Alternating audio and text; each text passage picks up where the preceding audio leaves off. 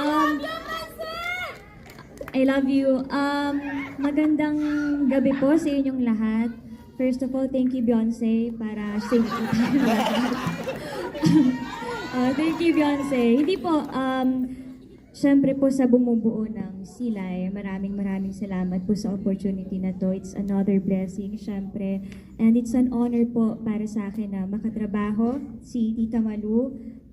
Ginalingan ko po talaga, baka mapalo niya po ako sa puwet, lagot ako pag hindi ko ginalingan dito. Pero salamat po kasi alam naman natin yung panahon ngayon hindi maganda, hindi siya nakikisama, pero nag-make kayo ng time para sa aming lahat at sana po hindi po yun nasayang, sana po nagustuhan niyo yung pelikula namin. Sana rin po marami kayong napulot na mga aral at obvious naman po, klaro po sa storya namin na panglahat po ito, hindi lang sa bata or pang matanda.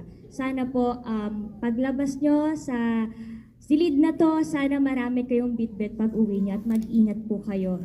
At I would like to take this opportunity, pareho lang kami ni Tito nasa MMFFs sa December. So, sana po supportahan nyo rin ang My Future You this December 25. Kasama ko po dyan si Seth, Cadeline at marami pa pong iba.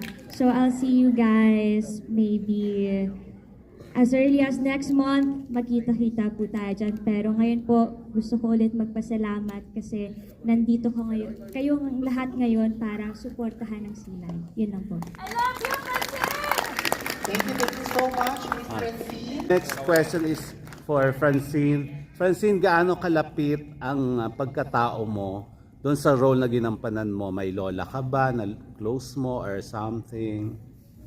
Gaano po kalapit? Oo, yung ikaw mismo doon sa role na ginampanan mo sa pelikula. May lola ka ba na lagi mong kasama? Andito po yung lola ko. Ay, Opo. bongga. Andyan, Mamang?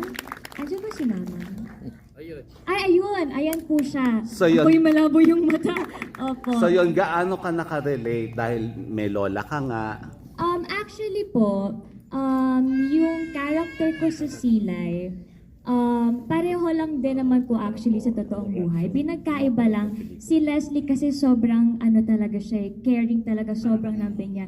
Iba yung way ng paglambing ko sa lola ko. Madalas inaasar ko siya, kasi nangangagat siya. Nangangagat yung lola ko pag hindi na pagbigyan. Hindi, pero ganun po, kaya rin po nung nabigay po sa akin yung kwento, wala pong pag-aalinlangan, tinanggap din po namin. Kasi actually po isa na sa mga reasons ko kasi para din to kay lola. Uy! Mababaw ang luha, pero ganun ko po masasabi na ganun kalapit si Leslie sa akin sa totoong buhay. And kahit po dati, kasi pag may mga auditions ako, kasama ko rin si Lola. So, yun po. Ayun, thank you and congratulations. Thank you. Ako na.